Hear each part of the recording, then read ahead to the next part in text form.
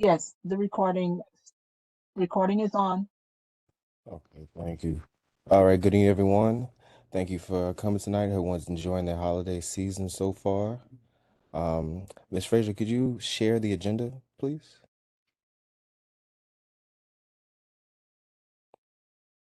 We'll start with a roll call. If everybody here could please just start by introducing yourselves. We can start with Ms. Bennett. Good evening, I'm Clara Bennett, committee member.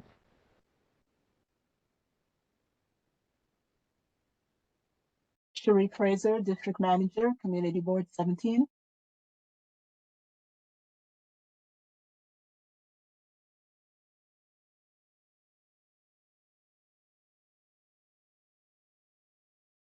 Audrey Henderson, guest.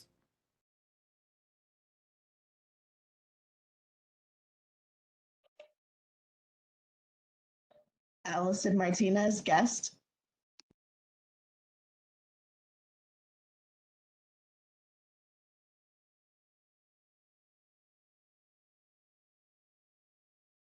Hi, my name is Gabriel Herrera. I'm first meeting here. I just moved here. I'm from Park Slope, but I recently moved to this neighborhood with my partner, who's also from Flatbush. So, hello. Welcome, welcome. I want to follow up with what Gabriel said there, and welcome to Flatbush. I've spent many years out there in Flatbush, and so Flatbush has been like a second home away from home. My name is Mark Benchap, and it's a pleasure to be part of the co-sponsorship of the potential naming of Utica Avenue to Guyana Avenue. Good to see you all.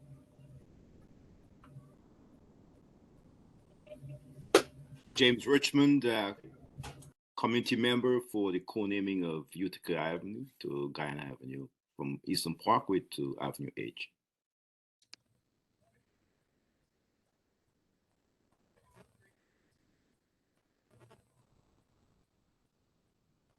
Okay, I think that was everybody. Ms. Frazier, are you able to share the agenda, please? Oh, I did not.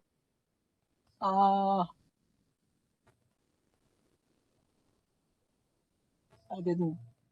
I'm using my my laptop, which have only WebEx on it, so that may be a difficult task. Can I email it to you, and I may have to exit myself and then get back onto the meeting. That is why I Yeah, I always have share it. everything. I have the agenda, but when I try to share, it's saying something about my preferences, but I've changed it and it's still not working. Okay, so you probably need to take the host role. I'm sorry you did not mention that to me earlier. I would have prepared that for you. Give me 1 second, please. Sorry, does this work? Yes. Are you guys able to see that? Thank you. Yes, thank you very much. Okay. Ms. Frazier, do we have minutes from the last meeting? There was no meeting, Mr. Kwamina. This is I think this is the first meeting for the No, we had a meeting prior with Ms. Lyons. She didn't pass those minutes off to you? Lyons has been out for over the past 4 months or more. Okay. All right. So for my report, it will be quite brief, just a quick update on a few things. I want us to discuss the car share program that DOT came and presented to us at the last board meeting. I know a lot of people kind of basically had a lot of feelings about that because of how it was brought to us and basically how we were told we had no input or at that time. So I just want to touch on that and kind of let everyone know where that process is right now, what's going on with that. Also had a meeting with the DOT earlier today, and the Brooklyn Borough Commissioner and Council Member Lewis about the bike lane expansion. We're going to talk a little bit about that. And also we have the co-naming committee for Utica Avenue here that's going to present. and also like to speak about us doing a forum, transportation forum, either in January or February. Something I think is really important, especially with so much that's been going on. We need to really, I think, bolster the community's input at this time and make sure everyone knows what's going on and has their input heard. So, moving along the agenda to new business, co-naming of Utica Avenue from Eastern Parkway to Avenue H to Guyana Avenue. Received this request from the committee that, you know, the Guyanese people in the Guyanese cultures are heavily influenced, not only just in the community, but in Brooklyn and New York City. So they brought this and they're wanting to basically, you know, get the approval of the committee for this request. They had about 20 pages, mostly full of signatures from people along Utica Avenue. Also, 11 letters of support from our local elected officials. So the committee, I'd like to invite you now to present.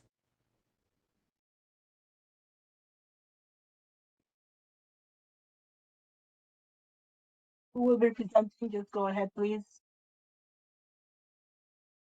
First person presenting.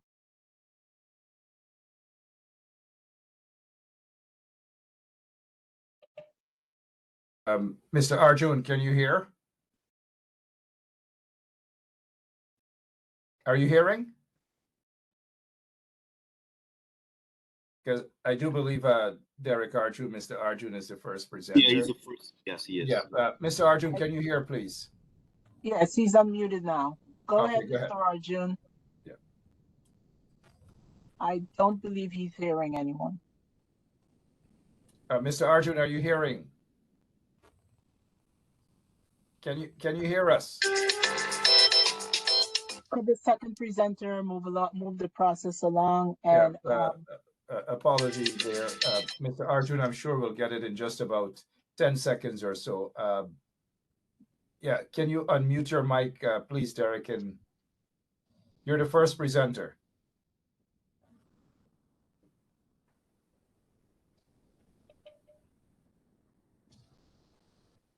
Again, apology. Yeah,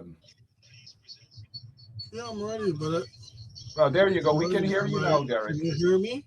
Yes. Okay. Yeah, apology. Go ahead, Derek. You're the first presenter, sir. Hello. I just want to check to make sure you're hearing me. Yes, we are. Are you hearing me? Yes, we can hear you now. Thank you. Chairperson, committee members, guests, good evening. My name is Derek Arjun. My thanks for the invitation to discuss the subject of co-naming Utica Avenue from Eastern Parkway to Avenue H to Guyana Avenue. The realization of this goal would be a celebration of the Guyanese community's achievements and attachment to this wonderful borough. The life and times of the late Shirley Chisholm embodies this affinity. This great woman, whose father was Guyanese and her mother Barbadian, was the first in many things. She was the first Black woman to be elected to the United States Congress, where she represented the 11th Congressional District from 1969 to 1983. She was the first Black woman to serve in the House Rules Committee, a powerful committee. And she was the first African American to seek the presidential nomination of a major party in a national election. That was the 1972 presidential election. She became the courageous and tireless voice for women, minorities, and the poor, introducing over 50 bills during her exemplary career. And then there's also the outstanding political activism of Wesley MacDonald Holder, who gained the name of the Dean of Brooklyn Politics for a considerable period of time during the 60s, the 70s, and 80s. Mr. Holder's opinion had an impact on many decisions in New York City and more particularly Brooklyn. This tradition of political activism is being ably carried on by younger politicians of Guyanese parentage, such as State Senator Roxanne Persaud and Assemblywoman Alicia Heidemann. It is worth mentioning that the political activism of Guyanese has been complemented by several Guyanese-led educational institutions in and around central Brooklyn, and they have produced fine students and responsible citizens, thereby continuing this tradition of service to the Brooklyn community that so many Guyanese so cherish. I will end here and ask my colleague, Mr. James Richmond, to continue the presentation on the co-naming that we are seeking. Thank you very much for listening. Thank you, Mr. Arjun. All protocol observed. I'm James Richmond. The Guyanese community has contributed tremendously to the social, cultural, and religious tapestry or fabric of Brooklyn, and most particularly in and around Utica Avenue since the 1920s and 30s. Guyanese love of the area is evidenced by the churches and numerous homes they have established and purchased. In so doing, they have helped in strengthening a greater community for all in our beloved central Brooklyn area. The result is that several active block associations and service organizations, such as the Lions Clubs, are populated by Guyanese, which serves to strengthen the civic engagement and security for our community. They have established several houses of worship. A few examples are the God's Battalion of Prayer, Restoration Temple Assembly of God, Full Gospel Assembly Church, with St. Gabriel's Episcopal Church having a large, vibrant, and vital Guyanese contingent in its congregation. Many Guyanese and their descendants are active in the social, religious, and political affairs of Brooklyn, and it is quite fitting to support the co-naming of Utica Avenue from Eastern Parkway to Avenue H to Guyana Avenue, as the nation of Guyana serves also as the headquarters of CARICOM to foster unity, prosperity amongst its member states of the Caribbean region. Similarly, this will be a positive thing and that will bring unity and prosperity to our entire Caribbean diaspora. See, the culture of Guyana has made its way into the rich cultural scenery of our community at large, where several of our talented singers, both local and international, acclaimed singers like Deborah Cox, Rihanna, whose grandmother and mother are of Guyanese birth. And therefore, we are presenting and asking you to look into all the contributions that have been made by this Guyanese community.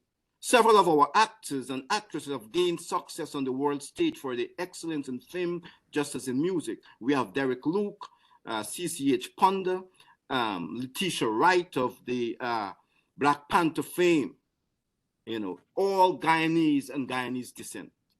In the media, we have the dynamic and erudite Joy Reid, who continues to be one of the most watched television personalities with her probing and informative style of journalism.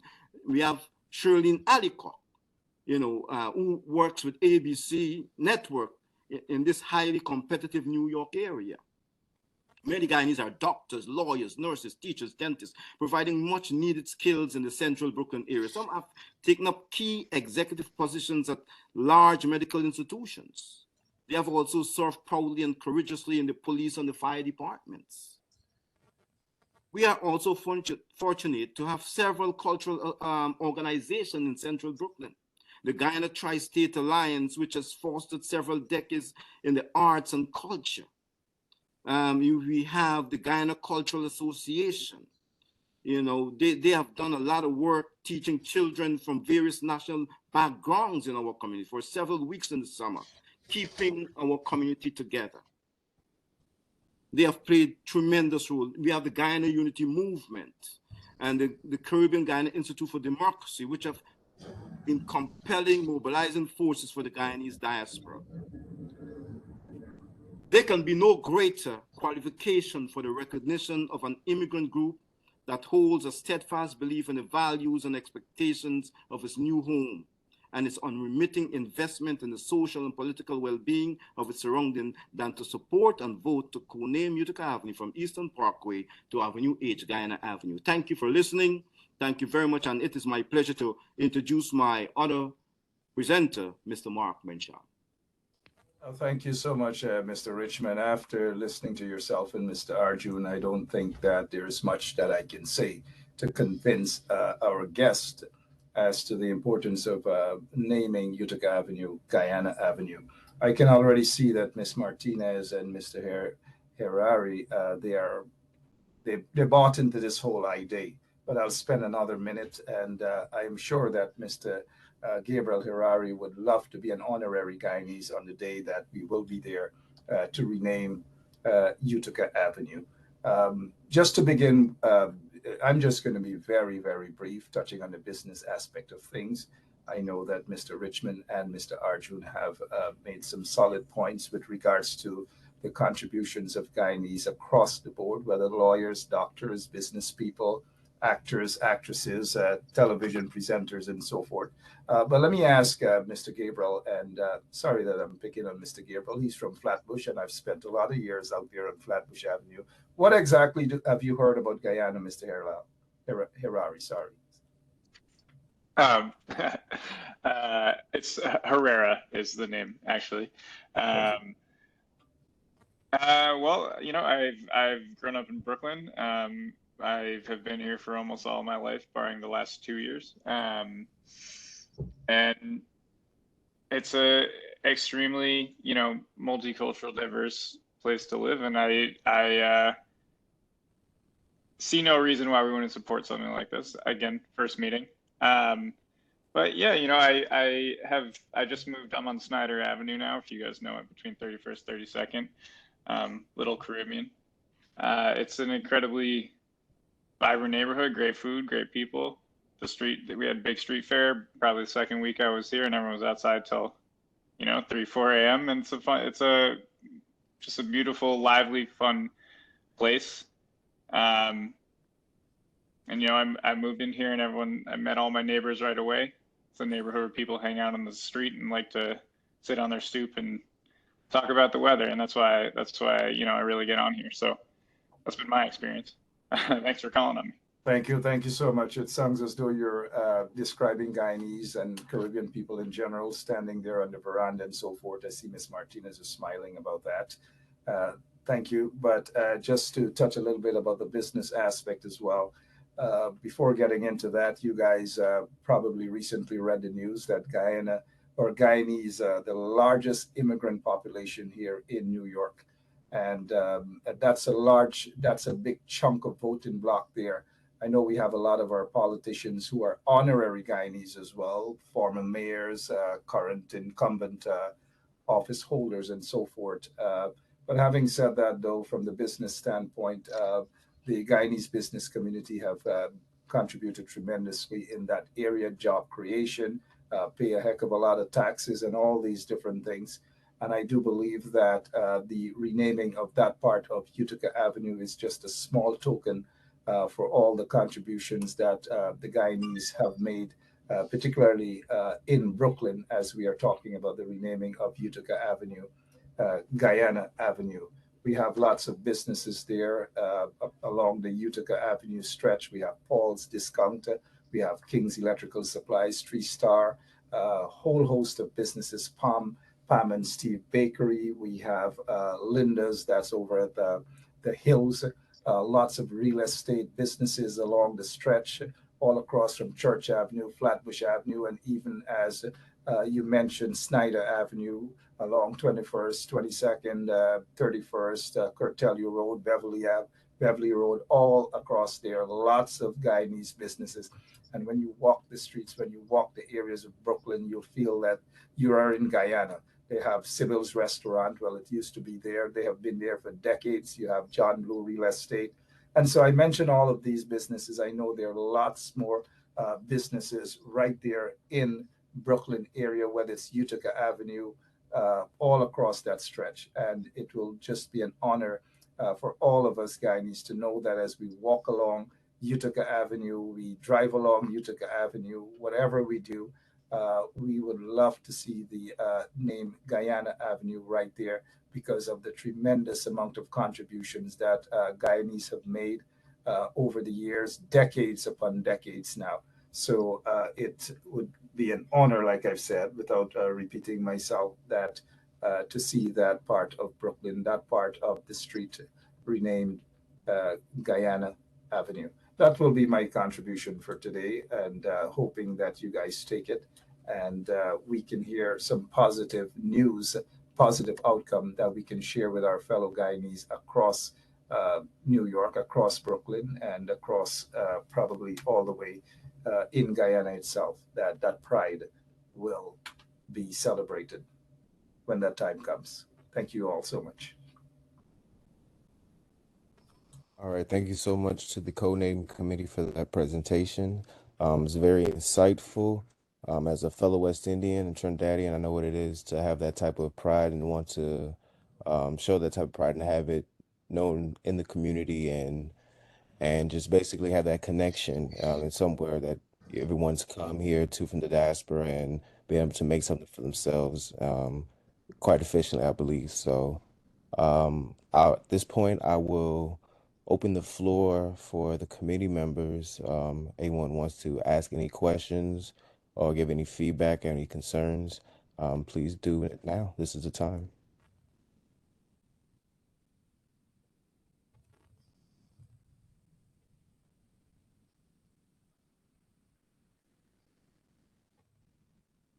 Yes, Ms. Bennett. Oh, yes, I was listening very carefully, and I heard him talk about Shirley Chisholm. So, and I know she did a lot of contributions. So why not name it after Miss Shirley Chisholm?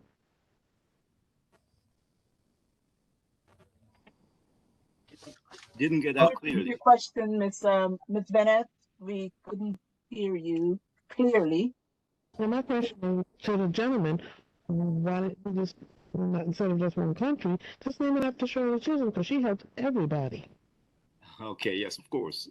Well, yeah, and your point is taken, but you know, it's not only Shirley Chisholm, who was a giant in the American political scene, but there are other Guyanese who have done, maybe not as who have been as prominent as she has, but nonetheless they have, and their accomplishments span a long period of time, and indeed some of them have been inspired by her.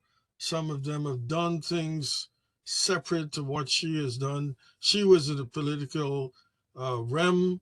There are other Guyanese who were in medicine, their sports, their acting.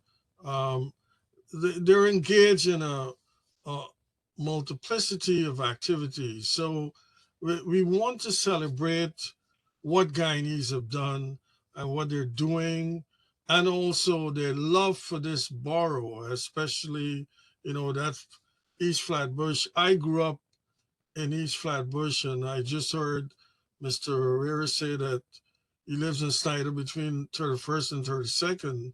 My aunt owns a house on 32nd Street between Snyder and Tilden.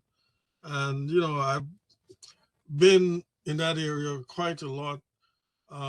As my colleague Mark said, you walk around and you meet Guyanese who are living, who are investing, and importantly, believing in Brooklyn, and more particularly, around Utica Avenue. So while your point is noted, this is a celebration of the Guyanese community in Brooklyn, Ms. Bennett, and that's what we're seeking to do. And just for about 30 seconds, in terms of the renaming of the street, I think it's a good question, Ms. Bennett. Why not Shirley Chisholm? I have had the honor of meeting, and the late Congresswoman and I, she was a very dear friend. And I know that if that were to come up in a meeting where she's present, she would say, look, she is part Guyanese, part Bajan. She embraced her Guyanese roots, her Guyanese culture as well. And she would just step by and say, look, let us name this this portion of Utica Avenue Guyana Avenue as opposed to Shirley Chisholm Avenue. Okay, thank you. Ms. Martinez? Good evening, everyone. I just wanted to say that I'm not a committee member, so I don't have a vote, but I do support and appreciate the expansion of the origin stories that we are telling in this community and of the places that we recognize. I think it would really be great to me to see like more opportunities for this to move forward with Guyana Avenue, but also to work to see what other islands we can also celebrate the history of and the people, so that we are building more opportunities for that connection amongst our groups. So to me, I think there's no reason not to support it. We've seen a lot of one other country already getting a lot of naming opportunities. So let's expand the opportunity for other groups. So I appreciate it and I'm thankful for it. Despite the fact I am also half Guyanese, but nonetheless, I still think it's a great opportunity to have some opportunities to really do some community work in that way. Thank you for your feedback, Ms. Martinez. Ms. Bennett, is your hand still up? Okay. I took it down. Okay. Alrighty. I see the chairperson has joined, Mr. Daly. Welcome. Would you like to make any comments? Yeah, just three, and three brief ones. One is I'm elated, right? I'm elated that we are in East Flatbush is known as the Caribbean Mecca, right, of New York City and even sometimes the United States. Like you can find all cultures here, and to add on to what Miss Martinez, the younger Miss Martinez, has said so far, is that, being recognized, right? And to recognize different community. What I would want to see more of when we look, even with Bob Marley Boulevard, Church Avenue to be named Bob Marley Boulevard, the signage, right? So I want to make sure, I did see a lot of signage for Toussaint Living Tour on Nostrand Avenue, but if this were to go through, I want to see us to revisit all of these places that are renamed for our Caribbean heritage. And I am not Guyanese, although most people think I am, right? A lot of people, when they meet up with me, they think I'm Guyanese because I do so much work with the Guyana diaspora, right? But make sure the signage is reflective of what it is that we're doing. So Bob Marley Boulevard needs to go up, go along the whole corridor. If this passes and becomes Guyana Avenue, although I prefer Guyana Boulevard, but we could work on whatever. That it's also reflected in street signs, just like Wesley McDonald Holder. When you do Google, it actually does say Wesley McDonald Holder, Dr. Wesley McDonald Holder. And so that would be my addition, this addition to having this getting done. And hopefully we don't run out of streets soon to rename all of the CARICOM numbers. And good afternoon, Mr. Benchcroft. I see you there. I haven't seen you in a while. And Mr. Arjun, see you online. And forget James. I've never seen him before. No, We're good friends, so I will accept anything from you. Thanks. Yes. Guyanese, Mr. Daly. Yes.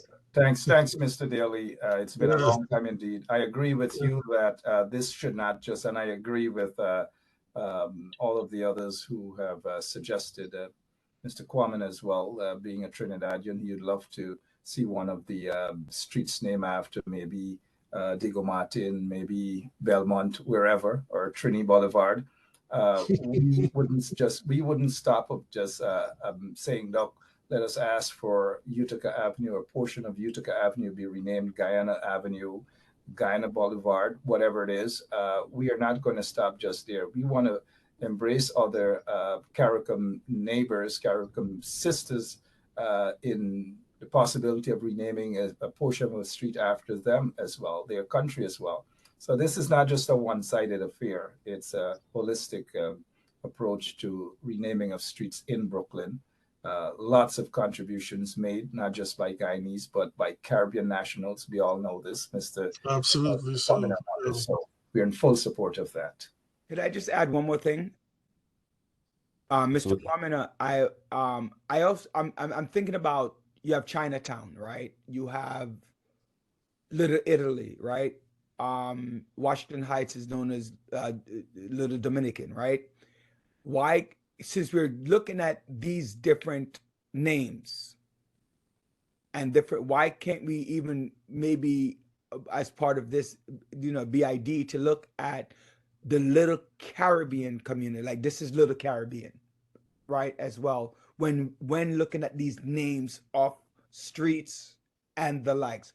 I'm just thinking, like, putting all that together. So Mr. Benchcroft, I don't know who's the person who is the I know the organization is pushing it, but I don't know who's the head of the organization. But maybe to get together with other communities, other nationalities, and push that. I mean, I know that personally, while I'm chair of the board, that's something that I would strongly support. The Little Caribbean community, right? With the restaurants, the foods, the streets, everything that reflect the Caribbean diaspora and CARICOM right here in New York City. Because I think we even have more Caribbeans in our community than they are in some of these countries that we represent. And so, Mr. Daly, that is true. In Chinatown, there's Chinatown, but within Chinatown, there's Guangdong, there's Beijing, there's a whole host of other places. And within the Brooklyn community, there's an entire area that we already, without any official documentation to it, call it Little Caribbean. Or Caribbean tongue, that within the Caribbean tongue, there's a Jamaican Boulevard, there's a Guyanese Avenue, there's a Trinidadian Avenue, there's a whatever it is. But I see exactly where you're coming from, Mr. Daly. You've always been this vibrant, even though I haven't seen you in about 40, 50 years.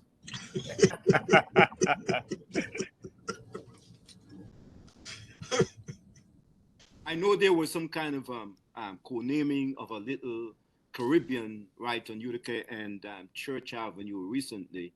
I think that is laudable. Yes, it should be expanded to cover the entire area. And that's why I started out by saying that Guyana is the headquarters for CARICOM.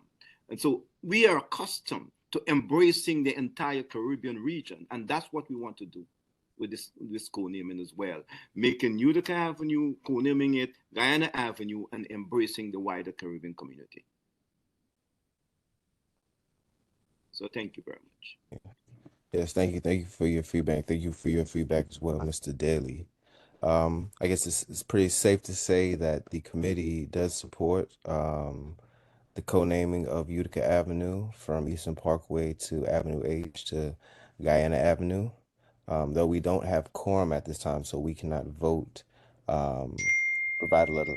We have to send it to our general board meeting.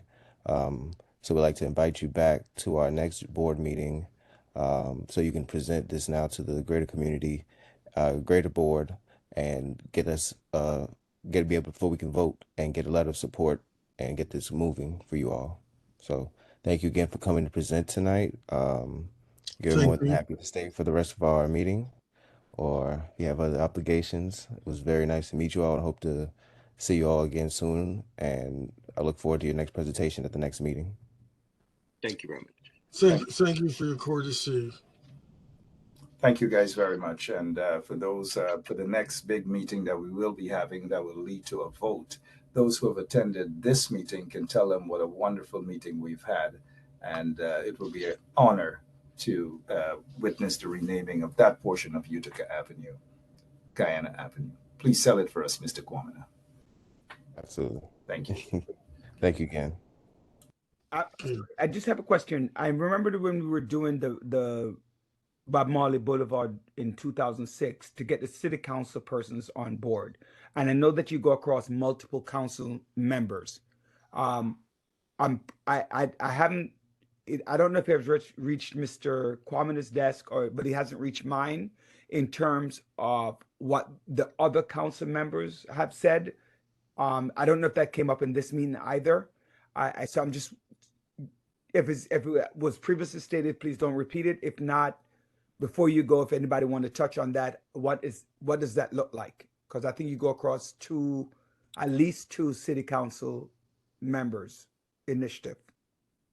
Well, I know for a fact that Council Member Darlene Mealy knows about this initiative, and Council Member Farah Lewis as well knows about this initiative that is being pushed.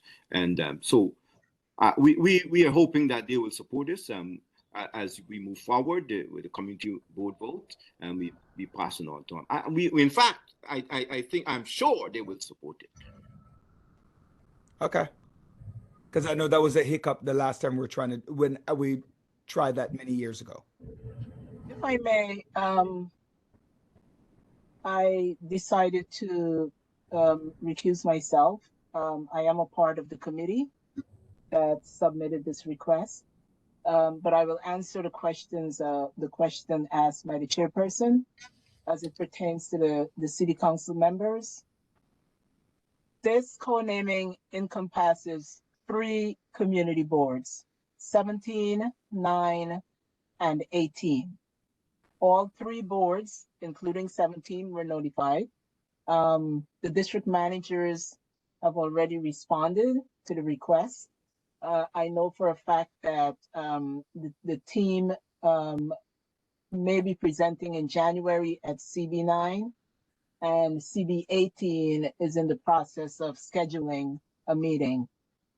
All council members were notified, not officially, but they're aware of this process that we're going through. Council Member Mealy, Rita Joseph, all the council member that covers the 3 districts, they're aware of it. So the legwork was done. The respect was given to our elected officials, and as usual, they await the community board's decision before they could move the process to the next level. Okay, So and I just also wanted to interject and answer that question.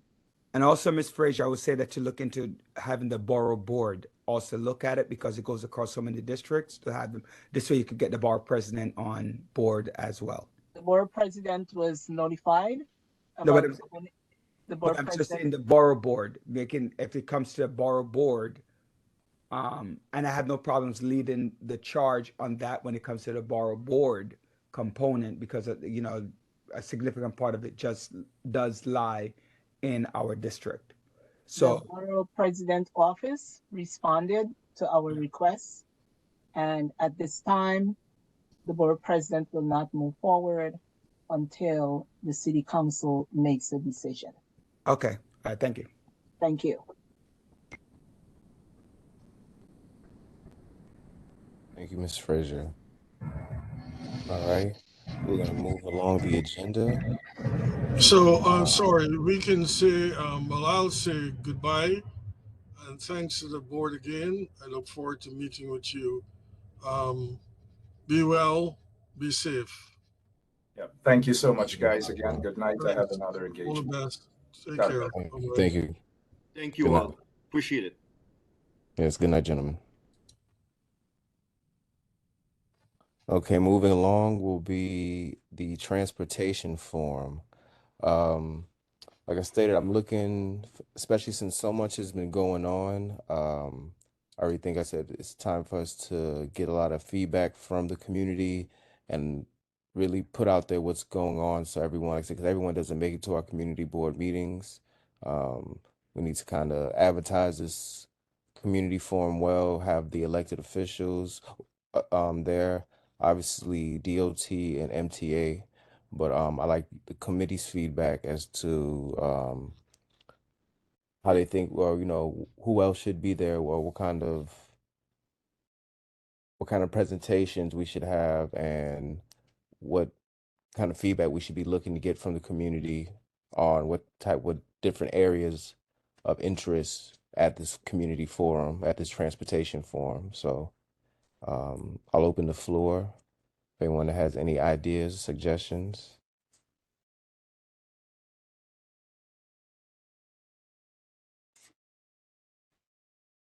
Yes, Miss Bennett. Oh, yes. For the forum, we're gonna have many people. Oh, you're a bit fuzzy. Can you say that again, please? Can you hear me better now? Can you hear me better now? It's clearing up a little bit. So anyhow, Okay, we're better now. I'm excellent. moving around. Moving around. Yeah, I'm sorry. I was so busy today. I'm still busy. I'm actually in a meeting right now. So I'm just calling back. Yourself, please, Mr. Daly. No, I just a number of things. I'm the head of a community board and a few other things that I do. And so we have some Daly. and then among Ms. Frazier, can you mute Mr. Daly, please? I just did. Can you hear me better now? That's probably why.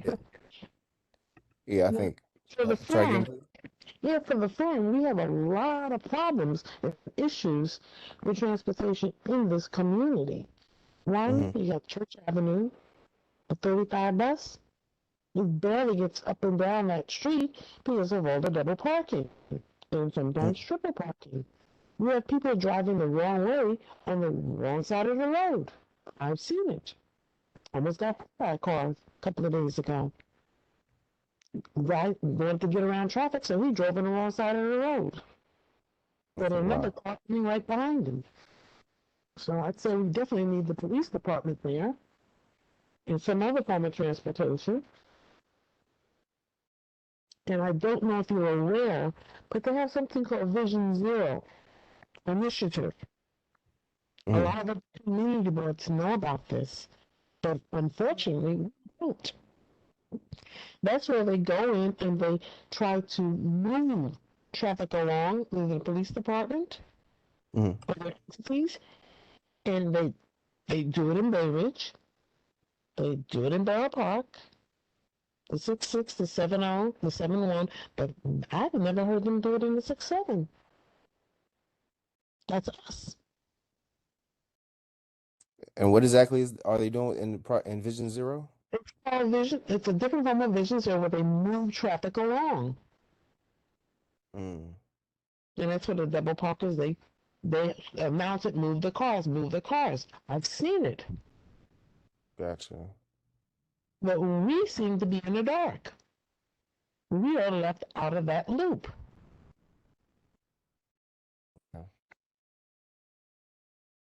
Traffic would be faster and the buses would be much more efficient if we were in the loop. My question is why not? Okay. It's definitely precinct and two things, parking issues and Vision Zero. Yes, that's what we call it, Vision Zero initiative. And that's with the Gotcha. NYPD Transportation Division. That's the traffic division, and they do move the cars. You look, there's another place. The bus lane is always blocked.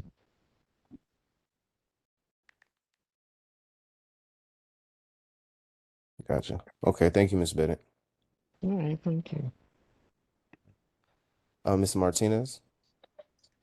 I would suggest that you can expand to some of the different transportation options that are coming up in terms of like a Revel or the e-bike community, all of those that are coming up, City Bike, at least because they're obviously DOT is trying to make inroads with that. So having those organizations come to talk about those alternative transportation that are options that are more eco-friendly and all of that, you might want to bring them there. And then also, I would say, if going back to city agencies, DIFTA, because they have like at least a pilot program that some people in our community actually tried, where they had basically like an Uber for seniors and people who are differently able. So you could have them come and talk about that program. It's called DIFTA My Ride. Dip to my ride? DFTA My Ride. Okay. And then there's some companies that are doing this like electric charging stations and all of that. So you might want to have them come talk about basically electric charging vehicles as well. Gotcha. Allison, the DIFTA is Thank you. through the Department of Aging. I didn't hear what you were saying, Adele. So I said the DIFTA is through the New York City Department of Aging. Yes, that's what DIFTA is. Department of Aging. Thank you. I believe I saw Kamara's. Sorry, Yes. it was an accidental hand. If the question was about which agencies should be at present. Sorry about that. Yeah. No problem. No problem. Alrighty. So Did we? I mean, like when we look at the Department of Transportation, right? We need to look at different units within the Department of Transportation as well, right? Because we still have to revisit. We started a conversation last year. We revisited a conversation last year about the subway, right? They were supposed to give us a subway line, right? That should be part of that conversation as well, which they addressed it. I think, I don't remember. I think Ms. Martinez, we're over on that line for that last year. I don't remember. I want to say maybe it's last November, maybe a year ago or so, that they discussed it. They never followed up with it. So when we do the town hall, we want to all different transportation component that they're talking about within our own communities, right? And some of them were already mentioned, the car share, all those things, all those different things that people are looking at for that as well. So thank you, Mr. Daly. Kamara? Yeah, there was one thing I forgot to ask about. I remember that speaking about electric bikes, they were doing a survey a couple of weeks ago. I'm not sure if it expired already, about what are the locations in which we should have places for electric bikes. I think if it's still going on, that could be something they can mention in the meeting, just so people can have their input that this place is important or this place shouldn't happen because traffic already bad. I imagine like King's Theater is a place I do not want bikes stationed, not because bikes aren't great. It's just the traffic there on a regular night when there's a show is disgusting. So just making sure there's ways that people can leave and go. Gotcha. Okay. Thank you. Thank you. One more is, I guess this is managed through HRA, but I'm not sure, but the Fair Fares initiative. So that's, that should definitely be there to provide some information. Yes, that's a good one. Thank you. Okay. Well, we have a pretty pretty good list so far. Just work on reaching out to all the different agencies. And Miss Frazier, I know when I spoke with you the other day, you said the end of January or beginning of February is looking like the best time. Were you able to pin down a more exact date? For the transportation forum? Yes, ma'am. No, I did not pin down a date. I need to know, would you prefer a weekend, the night of your committee meeting? I don't know what's best for the committee. If you would like to have the forum instead of having a virtual meeting on that night, you have an in-person transportation forum in that evening. Do you prefer a Saturday? These are all things that I don't know if you make that decision or you prefer the committee to make the decision. But I just need to know whether it's going to be the night of your meeting, or a Saturday, and the time. Then I could probably pinpoint a location. If it's not going to be virtual, I have to start the process of looking for a location, but you have to come up with the date first and the time. Okay. I'm comfortable. I would be comfortable replacing a meeting. But I know you said we'd have to, it's better for the end of January, and I feel like waiting till the beginning of February, Mm-hmm. waiting for that might be too much time, Your especially with, February meeting date? yeah, yeah, I feel like that'll be too far out. Um, so possibly let's look at the end of January. Okay. Um, we can do if any weekday or weekend. I don't know. I'll take feedback from the committee. I'm pretty flexible. So your January meeting is scheduled for January 10th. Mhm. So that's the second Tuesday. That meeting is going to be has to be postponed, Madam Chair. I mean, Miss District Manager. That is the same day of the State of the Borough address from the Borough President, Mm-hmm. and a lot of I think including Chair Kwamina will be attending the event for the Borough President on that date. So we will probably have a few dates down in January, Mr. Kwamina. Um, well, I think at that point, because we're not going to be meeting in January, we can look at doing it at the end of the month. And anything that needs to be discussed, we can just start an email thread. Mm-hmm. But yeah, let's look at a weekday. I think it'd be better instead of making anybody come out on the weekend. Just a weekday afternoon that we don't have anything else going on. Okay.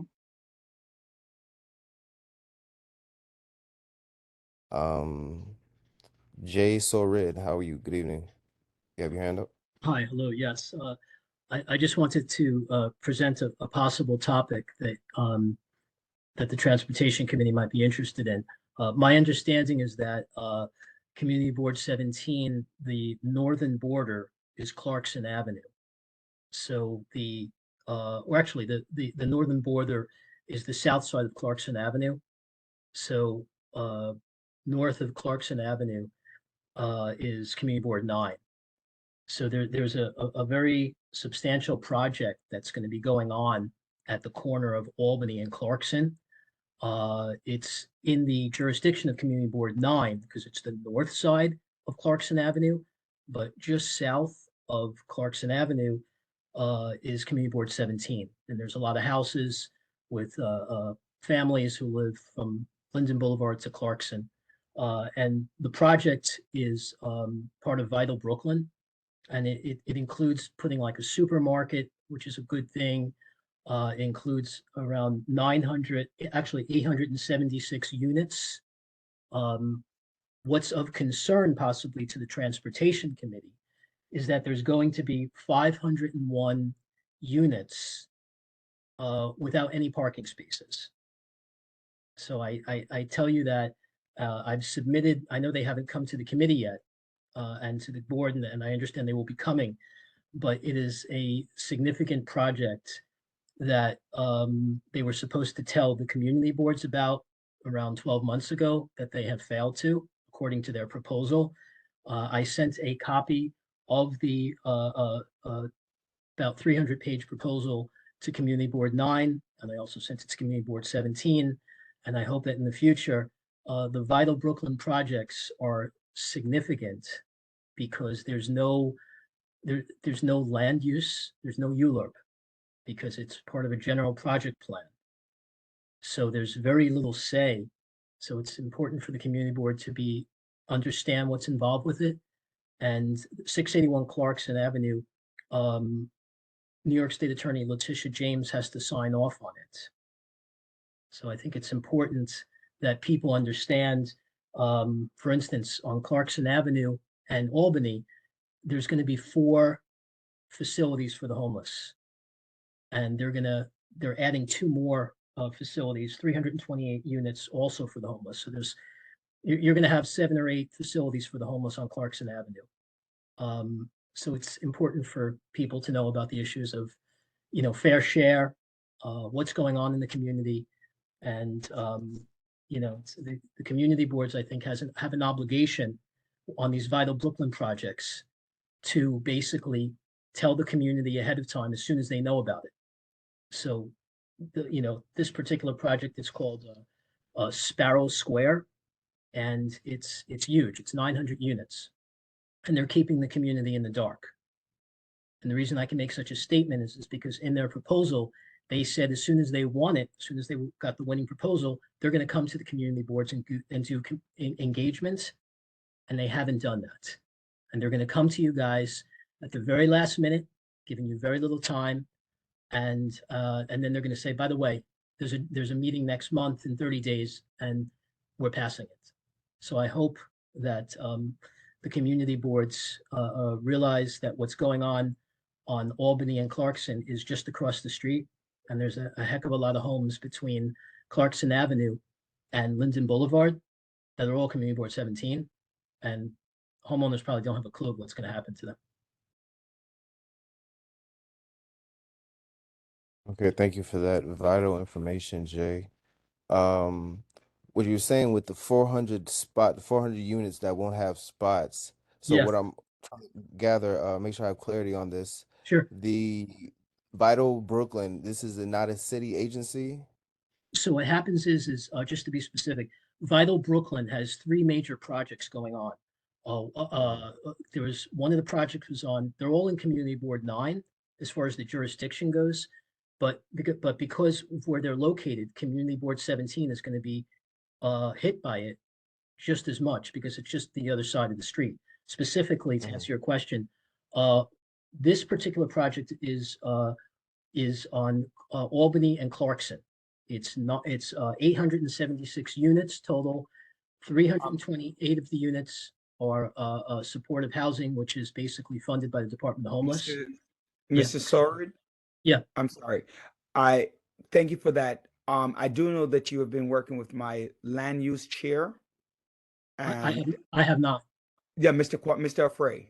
I've sent some information. Yeah, I've sent some information. Okay, so what I'm going to do is I'm going to ask I understand that that's a very important thing that the community needs to be aware of, but I also want to make sure that we are moving like the transportation component in this meeting along. So what I'm going to do is I'm going to make sure that you reach out to my district manager, Ms. Frazier, to ensure that you have a conversation with Mr. Affray and or JL James, our chair of rezoning, to be on the agenda. And maybe that's something that you can then say, how do I bring this to the general board through their committees?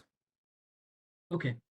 Does that sound fair? Like, I think this is very important because what they do, I realize, and one of my main issue is they might put something like a half a block away out of one community and put it a half a block in the next community. So technically they're not in your community, they're in the next community, but in real life, they're just 2 seconds away from each other.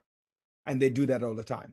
So that's why I want to make sure that you get in touch with our land use and our rezoning committees.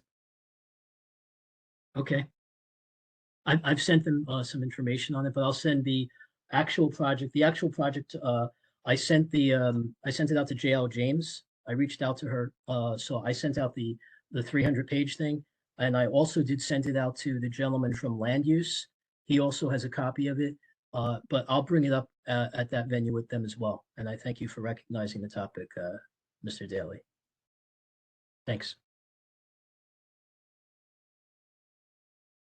Thank you. So you have your hand raised, Ms. Martinez. Yes, good evening. I don't know if this is on your list or not. However, the Department of Transportation, I've made this request several times over the years in meetings, and I've seen no improvement. There's signage that needs either to be improved.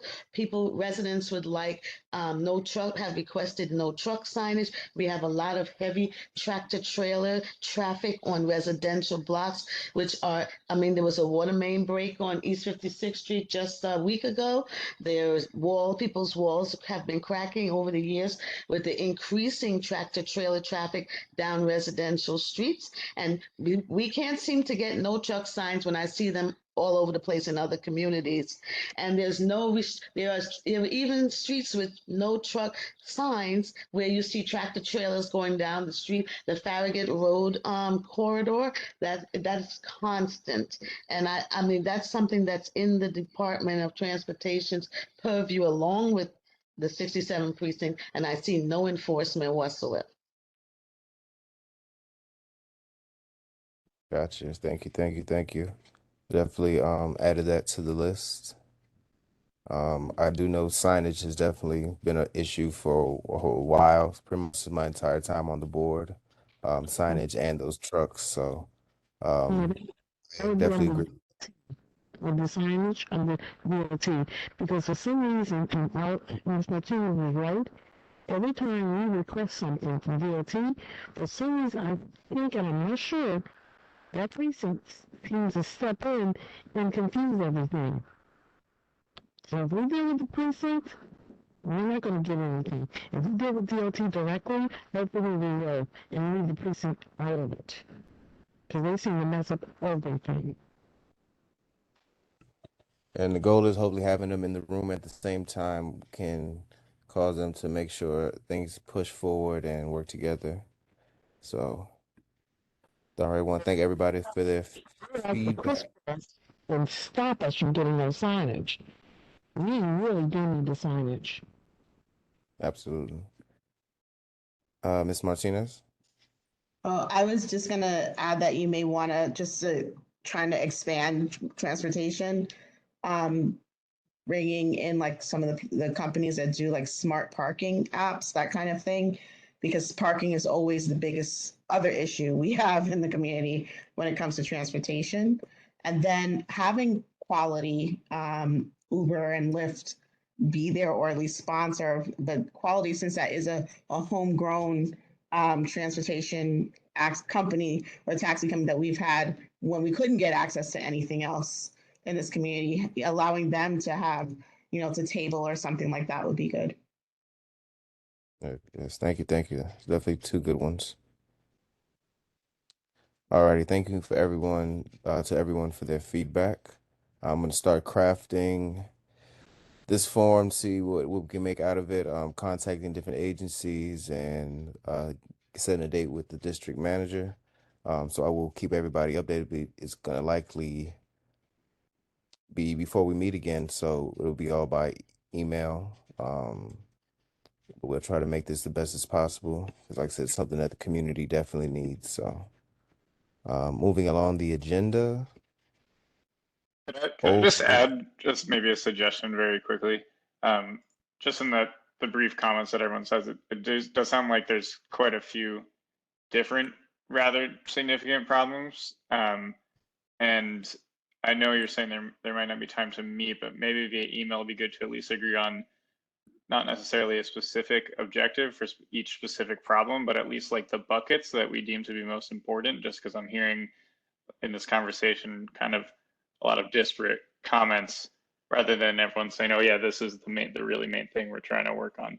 So I might just suggest trying to get to at least some sort of consensus on what, we're not going to achieve everything in one forum. So is there one particular or a few particular objectives that we can agree on? Gotcha. Yeah, try to narrow. I understand that. I can understand that. Trying to narrow it down. The thing is just we're really plagued by so much. I want to try to get as much as possible, but I definitely understand what you're saying. So I guess we will have to kind of be strategic. Yeah. My other Um, suggestion then, if there are quite a few things, is look for the things where you can have maybe one intervention that solves multiple solutions. For example, we talked about double parking and also trucking. Those are both an enforcement problem. So if the enforcement is a solution to two problems, then that's a successful, like efficient, thing to pursue. Absolutely. Thank you. Ms. Martinez. The one of the reason why the list would be so long is because for the years of neglect of this community, we get very poor response from Department of Transportation. We get no when I see the same conditions where we're told no about street humps, which are necessary for the speeding, and every day somebody's hit by a vehicle. We get no, but I see those same conditions on Martens. I see it on Washington Avenue, and they have street humps. So their list is always going to be long and varied because there's never any positive response to the complaints. At least I don't see any, and I make them quite frequently, right to the borough commissioner, as a matter of fact. And I don't think that there's not going to be any way that you can congeal all that into some tight little thing that they can answer in one swath. It's something. There are many issues, and none get addressed adequately at all. So you will have many more complaints when people get there to this meeting.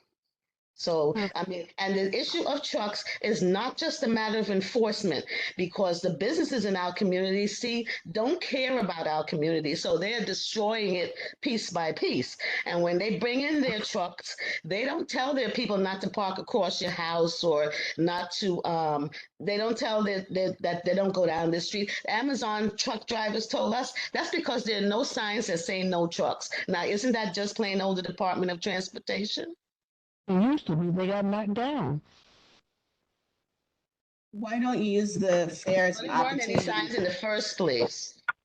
You could use the fair as an opportunity to conduct community research and do like a survey. So then you can really get the community input about what the most important prevailing issues are. And then, so you don't have to you're providing opportunity for different things, but then you can target thereafter. I think even like getting 311 report levels or whatever from the agencies, that will help to inform you to know like what the most prevailing issues are. Granted, most people don't use 311, but it is one of the ways that, data collection is used. Thank you. So, Mr. Kwamina, I checked the calendar.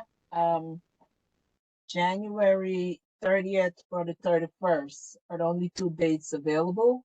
We do have MLK Day in January. That's a holiday, and all the other days are booked except for the Fridays. I don't know if you prefer to have the forum on a Friday, or you have a Monday and Tuesday, which is the 30th or the 31st of January. Those are the only 2 available dates other than the Fridays. So that's a decision the committee needs to make. Okay. The 31st. The 30th or the 31st. The Monday is the 30th, the Tuesday, the 31st of January. Then we will be meeting again that next Tuesday. Well, we will not. Oh, okay. Yeah, that's for February. Mm-hmm. I believe it will also give you time to get invite the agencies, time to put together a list of all the various issues. I will forward those issues to the agencies that are participating, so that when they attend the forum, they're coming back to us with answers and new complaints, as opposed to just inviting them. Let them come prepared to answer some of the complaints made this evening. I would Mhm. include that, and also give them time to prepare. Gotcha. Okay, yeah, my question was to you was going to be, how much time do you think we need to give them realistically to make sure they make it to the forum, that they can make it? And being that the 30th and the 31st are the only days available, I think we should just go ahead and do it on the Tuesday, the day that would be the transportation committee. That way it works for everybody that's on the The committee. 31st, that would be No, no, the 7th, February 7th. February. Oh, okay. Oh, Yeah. okay. Your meeting wouldn't be February No, 7th, it would be February February 14th, meeting will be on the 14th. which is also Valentine's Day. Yeah. Oh, it is. Jeez. And then, yeah, we also have a President Day holiday in February.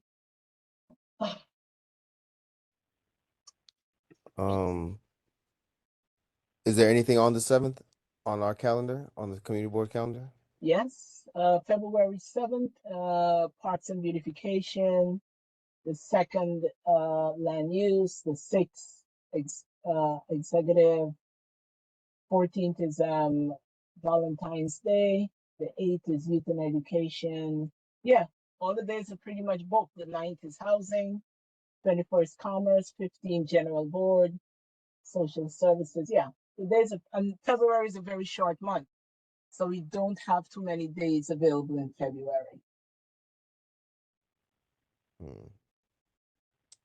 I really don't want to do it on Valentine's Day because I feel that's gonna be bad for the turnout. And Especially if it's an in-person, we don't want to do that. yes, and so complete. You said February, so after that it's completely booked as well. The 21st. For February? Yes. Yeah, the 21st is Commerce. 22nd, Public How? Safety. 23rd, Block Association. The Fridays, as I stated before, the Fridays are available, but not too many people enjoy attending meetings on Fridays. You know, they look forward to their weekend off. So it's always very difficult to host an event on Friday and get the kind of attendance that you anticipate. So Thursday the 30, you said that was that would have been the Monday the 30. That's January. January 30th Yeah. and the 31st. We have no scheduled meetings on those 2 dates. Well, I guess we'll have to go with the 31st. I don't want to push it until March, all the way out into March. And since February is booked up, we'll use Tuesday the 31st. Okay. Do you have a space in mind? Not at the moment. I'll think about that and get back to you. Okay. So we'll work on that together. Or if if a committee member have a location in mind, please feel free to share it. And I will start the process. What time frame are we looking at? I think 6 to 8 gets everybody. That's a good 6:30? time. 6 p.m. 6 to 8. That way everybody can get We'll home on start at time. 6:30. Okay, Decent 6 time. to 8? Yes, ma'am. Okay, good enough. So we'll work on the location and start putting this together. I don't know what kind of a format you're looking for.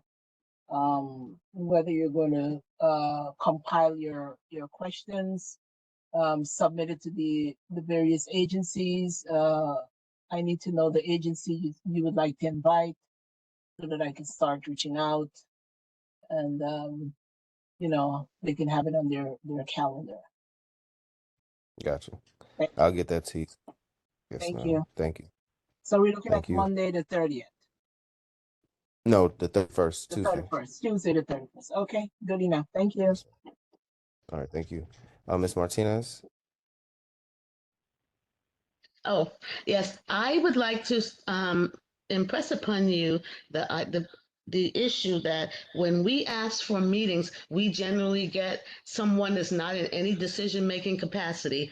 And I would like to have a meeting where there are people who actually can make some decision or give us some kind of definite answer, because I don't want to come out there in bad weather and be told they have to get back to us, which never happens. Good point. Thank you. My Uh, my thought was maybe you might want to consider partnering with the Commerce Committee and using the 21st date. I mean, it's business anyway, a lot of it, and that may be a better date to work with. So at least to give yourself more than one option. Thank you.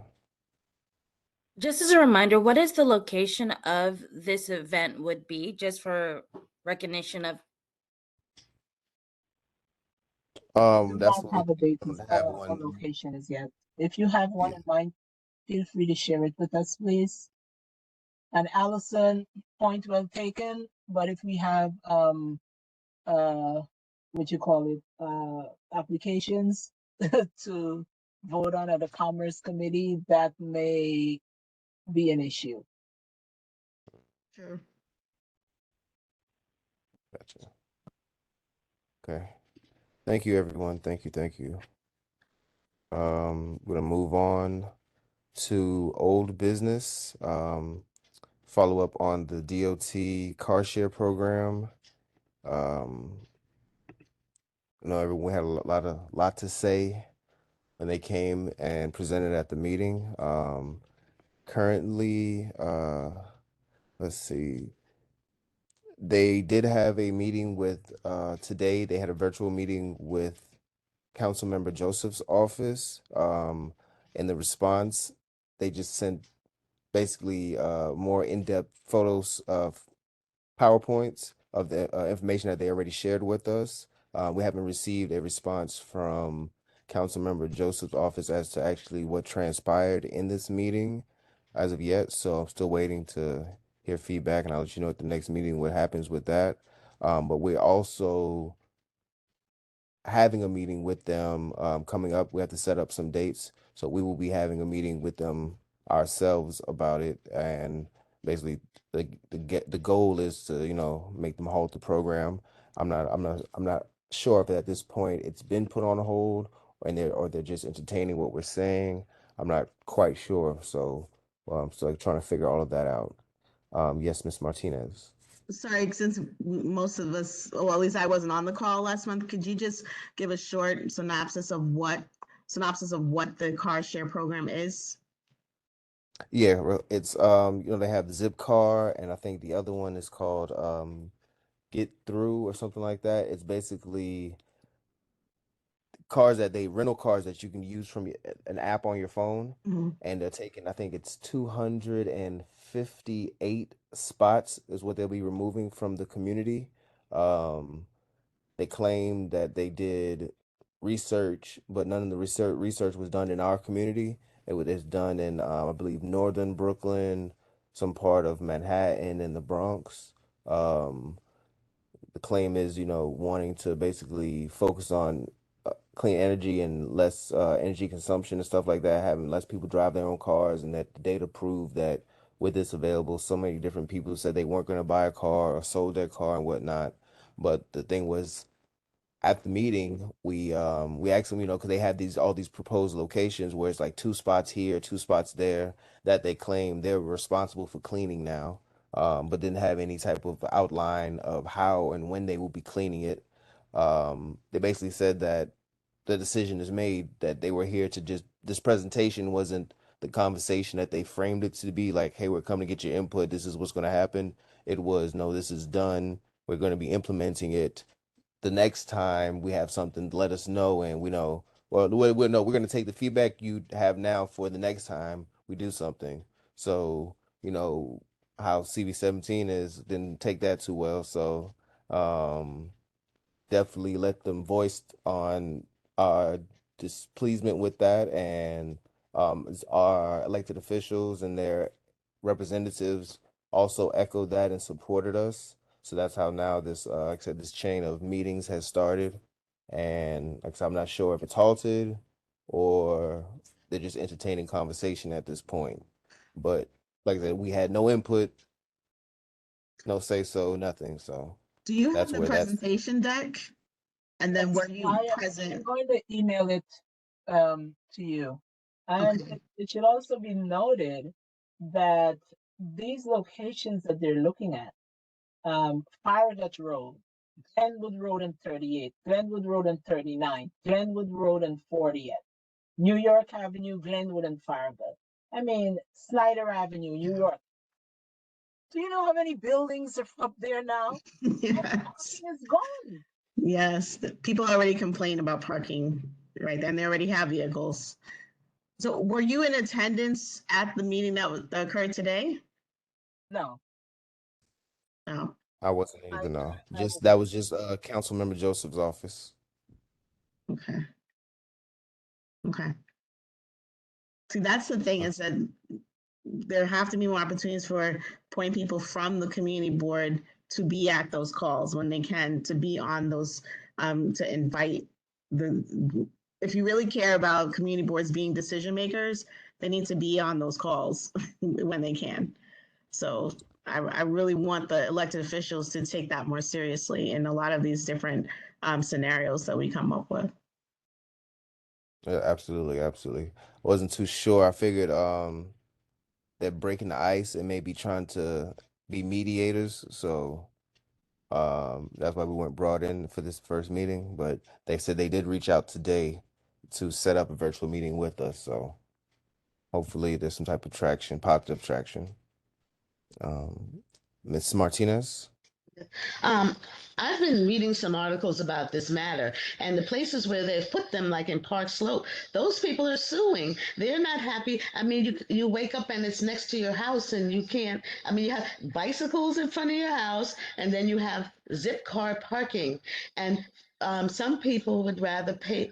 They're getting a permit from the city for $475 for the year to park to disrupt everyone's parking. And you know, and if we don't fight, especially this bicycle thing, because I mean, I all these young people want bicycles all over the place, but not everyone can use a bicycle. And when they get to the age where they can't ride one, then what's going to happen? Because I see bicycles in front of people's homes. I mean, this whole bike rack that you can't clean. And I mean, it seems like we almost have no say. The only thing we could do is pay taxes.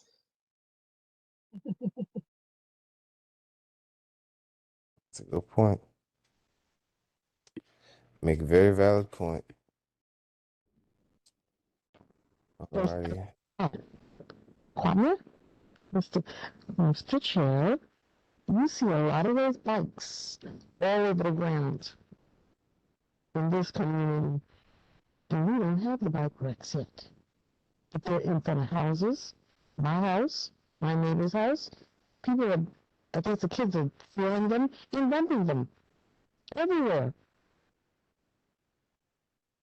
Yeah, absolutely. Put them here, they're not gonna, I'm not gonna last very long. Still a little hard to hear you, Ms. Bennett, but thank you. All right. Moving along the agenda, another piece of old business that came up today was the bike expansion network. They're now revisiting it because it was presented to us about a year and a half, 2 years ago, and because of the feedback from the community, the program was halted. So on the call we had today, they showed us.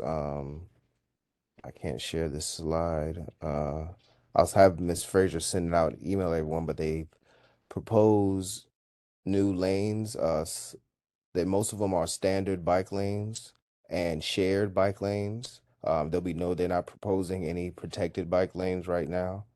Couple areas they had was New York Avenue and Brooklyn Avenue. But there was some feedback from the chairperson and council member Lewis, basically about certain areas that didn't fit the community well.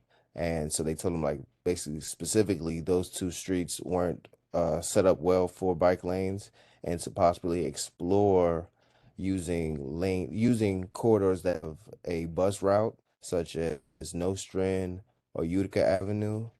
Um, right now, basically the phase they're in is they're restarting this conversation. They want to have real feedback from the community, which is another important reason we need to have this transportation forum, because they want to start moving forward. But they want, like I said, they're fully open to having this partnership with the community and making sure it's where the community wants it. One thing my opinion that I've voiced, because I see, like, for the most part, the community doesn't utilize bike riding as much as other communities, but the fact that people have to travel through our community, and be a good Brooklynite, be a good neighbor, it's right for us to have some type of system set up so where people can travel through if they need to when they're on the bike, because if it was vice versa and if it was us needing to get through another neighborhood safely, we want to be able to do so. So definitely glad to see that their program has started back up, and we're going to be able to make some traction on it.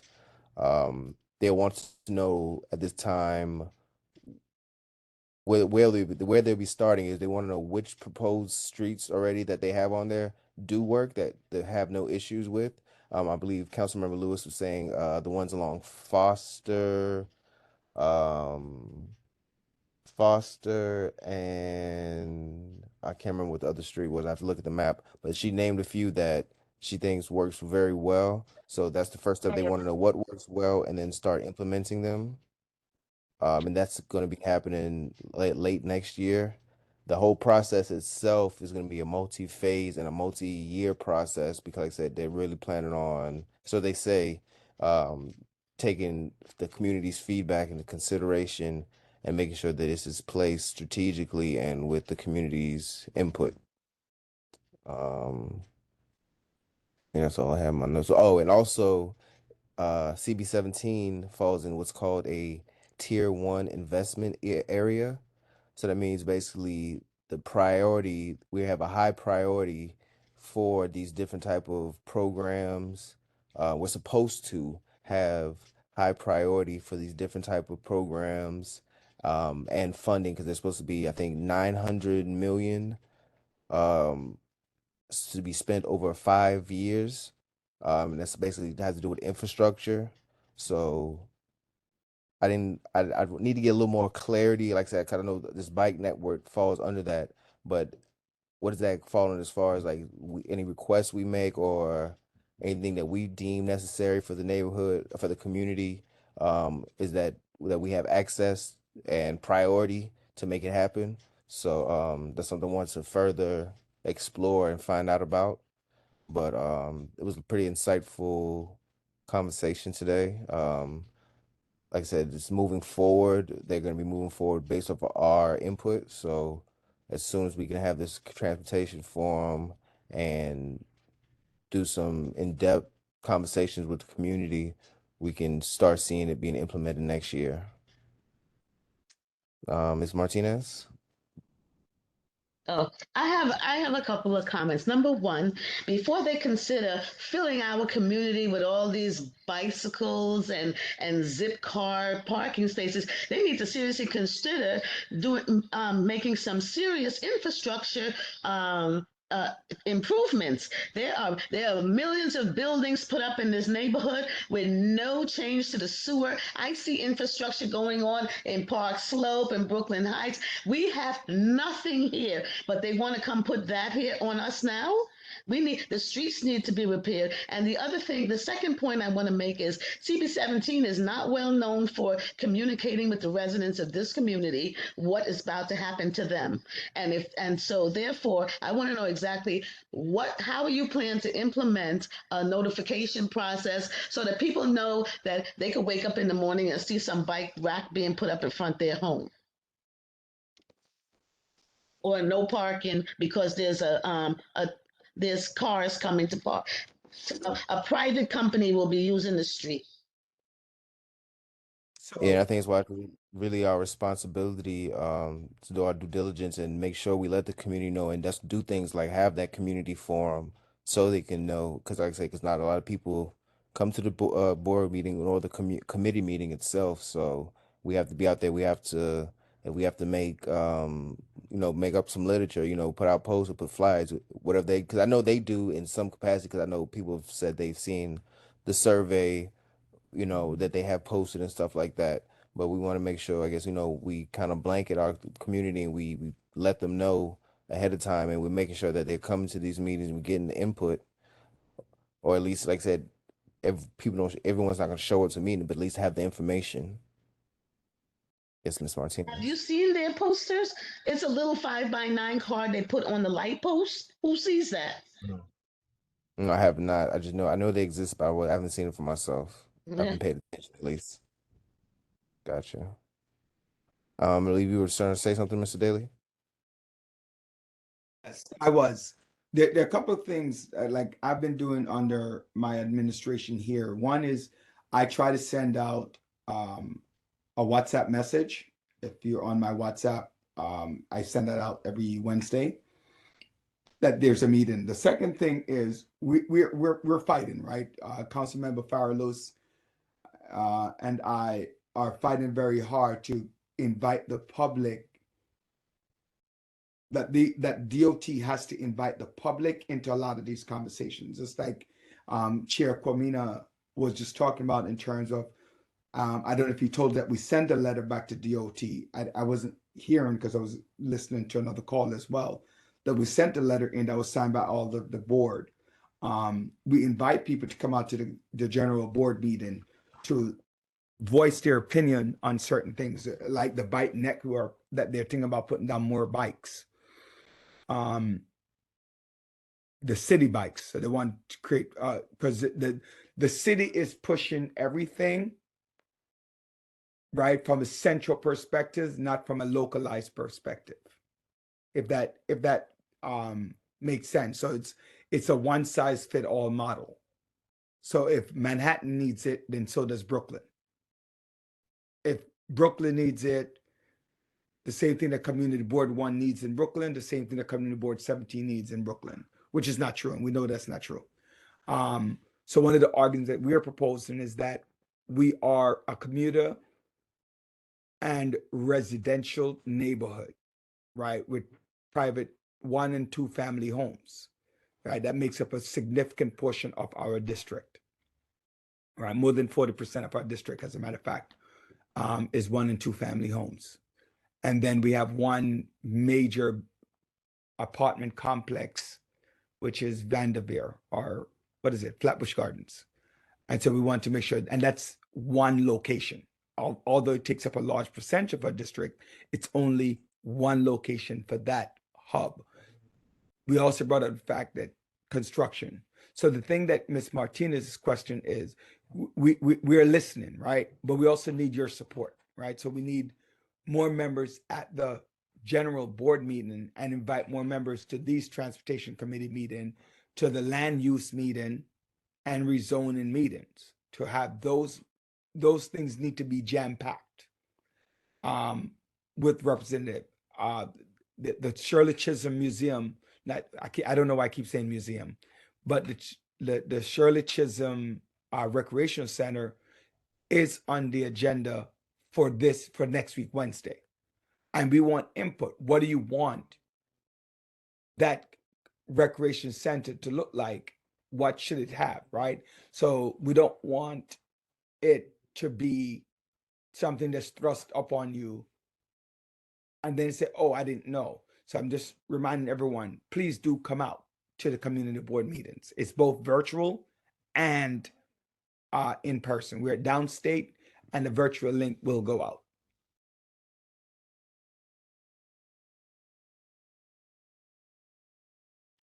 Thank you, Mr. Daly. Ms. Martinez. 2 things. One, what's the time frame for the DOT project? Because that, like, Which one? Well, for both of them, really, but the because it's not that we don't need, we do need to have like some biking areas because there are people in the community who do bike. We just need it to be a more balanced approach and for it to be more thoughtful because I can think of streets on New York Avenue where it would be too narrow to put that in, where others are wide enough where it would work, you So know? let me tell you a joke, right?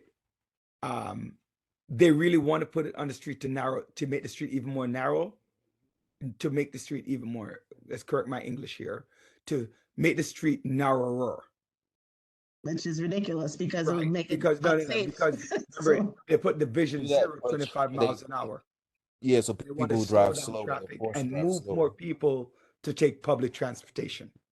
well, that's just not going to happen. So Exactly. That's one of the conversation I was bringing up today. Like you could say this all you want, but I get the example I gave today in the meeting with Commissioner Bray was you do realize I live less than 1.5 miles from my children's school and it takes more than 20 minutes to get there.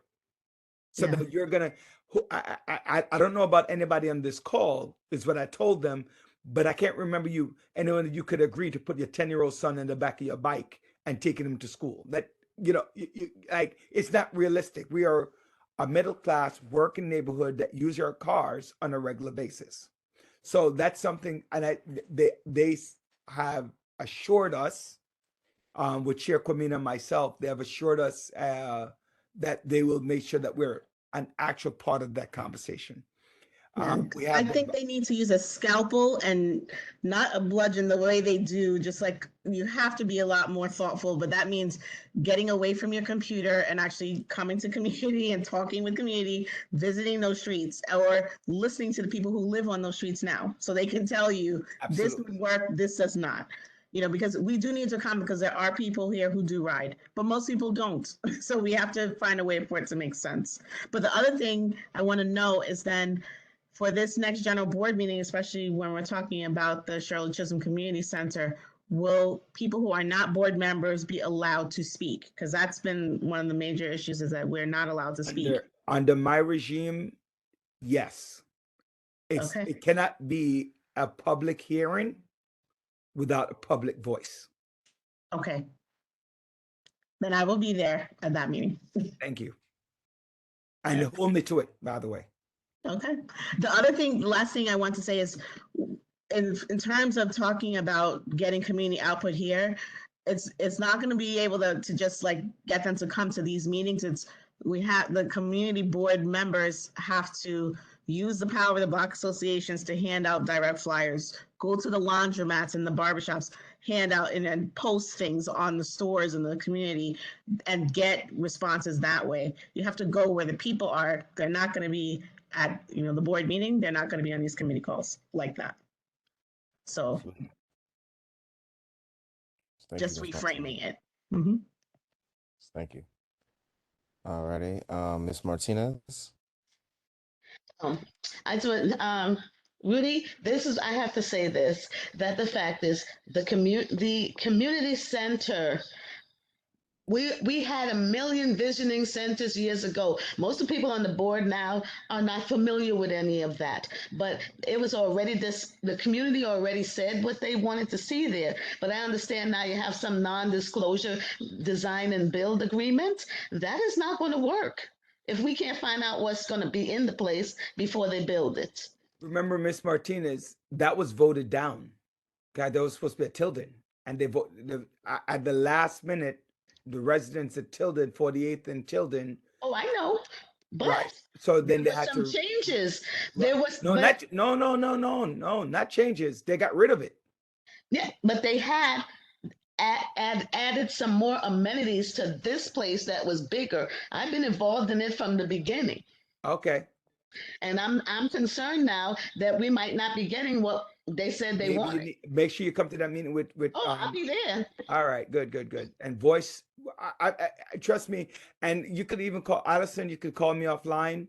Talk about some of the things that we would like to see at the community center, because I would like to. I went to. I don't want to take too long in the meeting because we've been talking for a while and we're over time. So maybe we could talk offline. But I went to Major Owens Center, saw some stuff that I think need to be in our center. You're not talking to Allison, you're talking to me, Hazel. Oh, sorry. But Both of I'll you. call you Rudy though. Okay. All right, we can do a three-way. Since you're not home eating, mommy's cooking. Sounds terrible in so many ways. I can't even. I'm Yeah. sorry. Mara Swaby, please. Hello, I think just oh, sorry about that. I'm glad to hear that it is a public hearing, and I do agree with Miss Martinez, Allison Martinez, wanted to make sure about making sure we have to go into the community to be heard. Is just because, like, for me, I wouldn't know about these meetings at all if it wasn't for the chance that I was already interested and knew how to search for it, or that it was randomly on News 12 about signing up for community board meetings. Not everyone has that channel. And surely posters are not big enough in order to find things. So I definitely agree if there's ways to update advertisements, whether using different social media or even like QR codes so people can read it on their own free time while they're commuting. That might be other ways in order to make sure people, if they can't attend the meeting, they would know what is going on, so it's not a surprise. Like whether it's like new bus routes or things that are being worked upon. Gotcha. Thank you, Kamara. If I may, I Yes, ma'am. really appreciate Allison raising that topic. Like Allison and Hazel, I've been there from the inception, and I'm terribly disappointed that some of the asks that were made during the feasibility study when the Parks Department, walked throughout this community asking us, the residents, what would you like to see there? That is not included. So let's really have that conversation. I don't know. I don't know how big of an impact or what can and cannot be included at this time of the project, but I truly believe that we need to get our elected officials involved in this process if the amenities that we're asking for is not included in the project. This is our project. It's coming into our community, and I truly believe we should have a say. Thank you. Absolutely.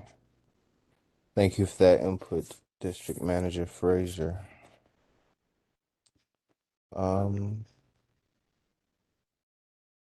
That gets us through our agenda. I know we're a bit over time. I'd like to thank everyone for the amount of feedback they gave tonight. I think it was a pretty productive meeting.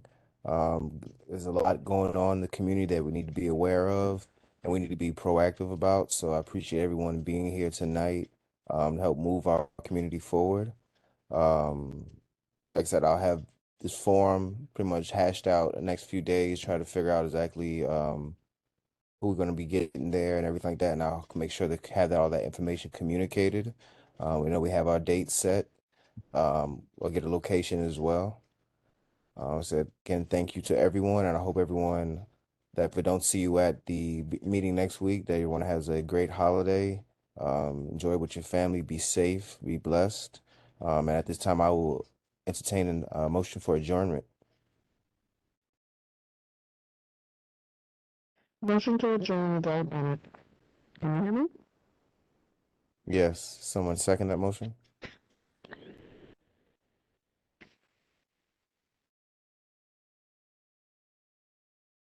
You want to stay all night?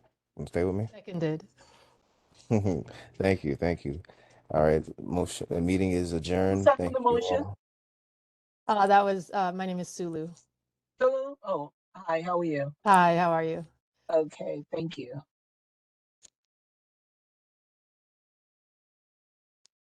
Alrighty. All in favor? Sorry, we got to vote. Yep. Aye. Aye. Good night, everyone. All right. Thank you. Good night, everyone. Night.